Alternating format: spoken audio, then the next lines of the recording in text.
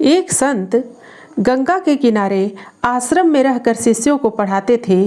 एक दिन उन्होंने रात होते ही अपने एक शिष्य को एक पुस्तक दी और बोले, वत्स, इसे जाकर अंदर पलंग पर रख आओ। शिष्य अंदर गया और कांपता हुआ लौटा। वह बोला, गुरुदेव, पलंग के पास तो सांप है। संत बोले, वत्स, तुम फिर अंदर जाओ और इस बार दीपक लेकर जाना। दीपक का प्रकाश देखकर सांप डर जाएगा। शिष्य दीपक लेकर अंदर पहुंचा तो उसने प्रकाश में देखा कि वहां सांप नहीं, रस्सी का टुकड़ा था जो अंधकार के कारण सांप समान दिख रहा था। शिष्य ने लौटकर सारी बात संत को सुनाई तो वे बोले, वत्स, संसार इसी तरह के माया जाल का नाम है। अज्ञानतावश हम बहुत से भ्रम पाल लेते हैं जिन्हें ज्ञान के प्रकाश से ही काटा जा सकता है। नमस्कार मित्रों, आज आपके लिए एक बहुत ही ज्ञानवर्धक कहानी लेकर उपस्थित हैं।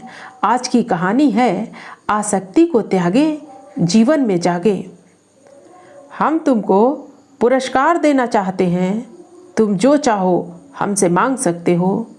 तुम चाहो तो हमसे आधा राज्य ले सकते हो और चाहो तो हमारी पुत्री के साथ विवाह कर सकते हो। राजा डोम पुत्र को यह सब राज दरबार में बोल रहे थे। राजा ने आगे कहा, तुम्हारे कल के कहे गए शब्दों ने हमारी आंखें खोल दी हैं।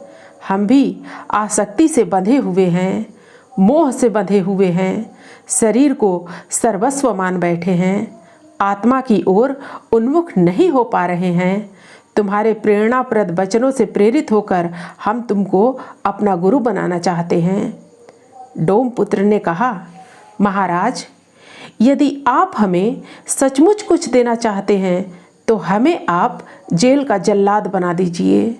उसका यह उत्तर सुनकर सभी दरबारियों ने चैन की सांस ली।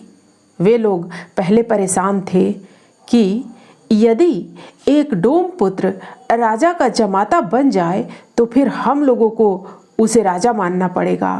परंतु प्रहास ने जब अपनी यह इच्छा बताई तो उन सभी को उसकी इस इच्छा पर हंसी सी आई। वे सोचने लगे कि चलो, आखिर यह डोम डोम ही रहा। इसने मांगा भी तो क्या, जेल का जल्लाद बनना मांगा। उसका यह उत्तर सुनकर प्रहास के पिता भी निराश हो गए। वे सोचने लगे कि हमारा लड़का वाकई में मूढ़ है। राजा तो इससे अपनी पुत्री की शादी करना चाहते थे, इसको अपना आधा राज्य देना चाहते थे, यहाँ तक कि इसे अपना गुरु बनाना चाहते थे, और इसने भी क्या बनना पसंद किया, जेल का जल्लाद। सचमुच में हमारा लड़का निकम्मा तो था ही, परंतु अब उसने पागलपन की हद ही कर दी। एक आस जगी थी कि यह कुछ बन जाता, और राजा तो इसे इतना सब कुछ देने को तैयार भी थे, परंतु इसने वह सब ठुकरा दिया। डोम अपने भाग्य को कोस रहा था। यह दिन उसके लिए विचित्र सी मन स्थिति लेकर आया था।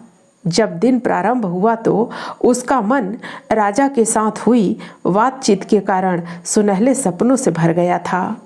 उसे प्रातःकाल राजा ने स्वयं बुलाया था और उसके पुत्र की प्रशंसा आरंभ कर दी थी।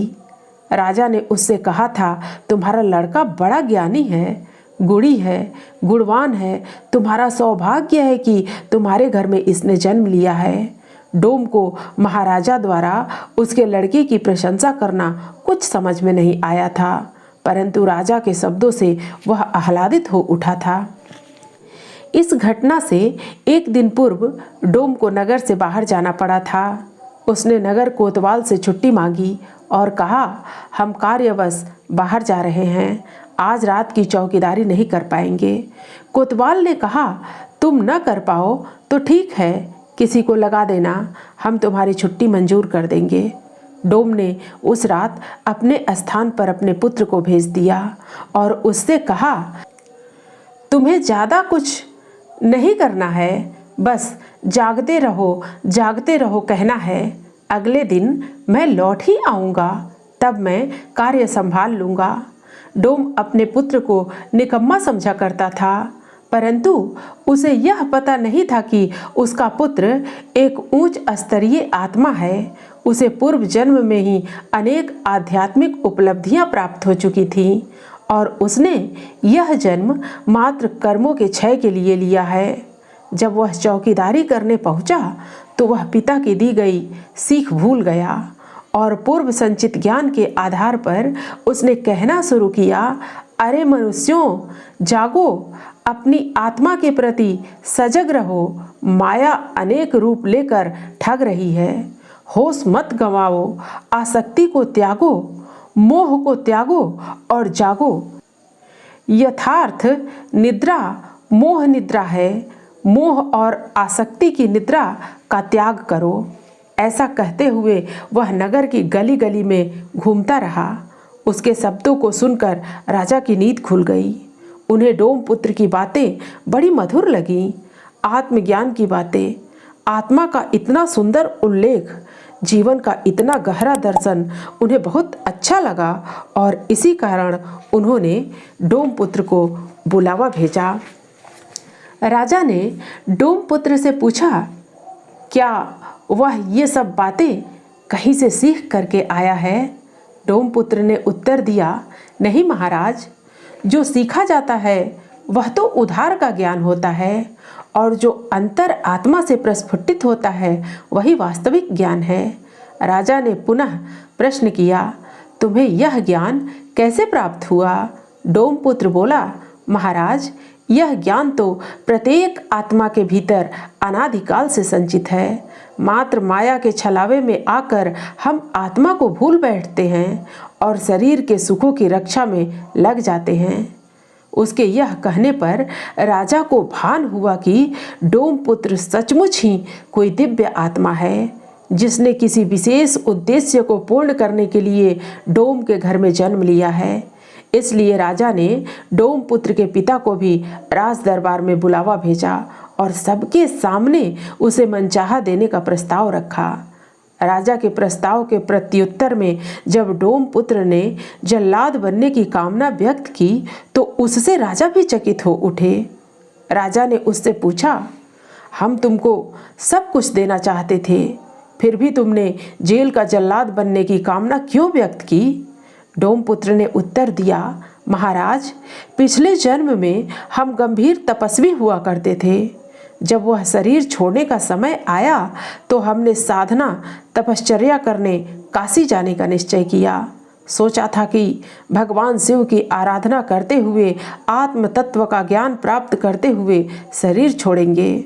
मैं थोड़ा अस्वस्थ था, डोली में बैठकर जा रहा था। कहार डोली को ढो रहे थे। एक गांव के पास पहुंचा।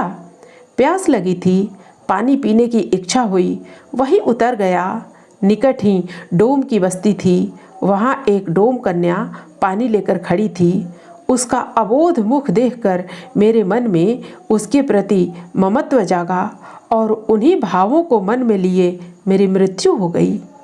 डोम पुत्र ने आगे कहा, महाराज, शास्त्र कहते हैं कि मरते समय व्यक्ति के अंदर जिस तरह के भाव होते हैं उसी के अनुरूप उसे अगला जन्म मिलता है।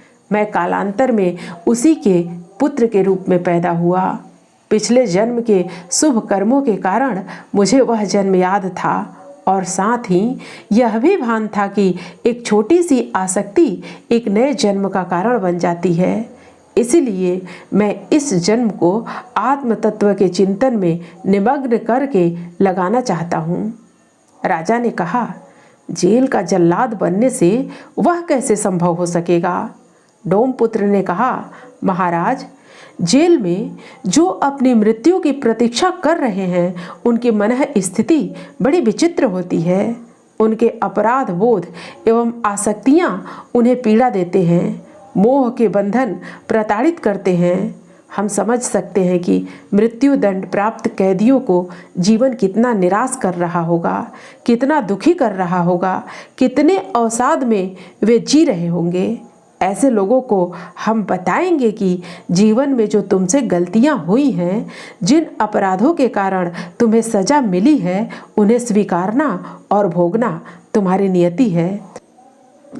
लेकिन इसके साथ यह भी सच है कि यदि तुम अब भी शुभ कर्म करना प्रारंभ करोगे तो अपने आने वाले समय को सुधार सकते हो।